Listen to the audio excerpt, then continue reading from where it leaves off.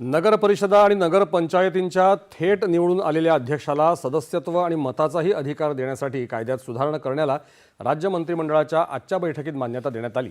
यासाठी महाराष्ट्र नगर परिषदा, नगर पंचायती आणि औद्योगिक नगरी अधिनियम 1965 मध्ये सुधारणा करण्यात येणार असून अधिनियमातील सुधारणेसाठी अध्यादेश काढण्यात येणार आहे। एखादी व्यक्ती नगराध्यक्ष आणि नगरसेवक अशा दोन्ही म्हणून निवडून आली तर तिला एक पद सोडावं लागत होतं। मात्र आजच्या निर्णयामुळे त्या व्यक्तीला दोन्ही पदांवर राहता येईल, मात्र त्याला एकाच मताचा अधिकार असेल, असं मुख्यमंत्री देवेंद्र फडणवीस यांनी स्पष्ट केलं।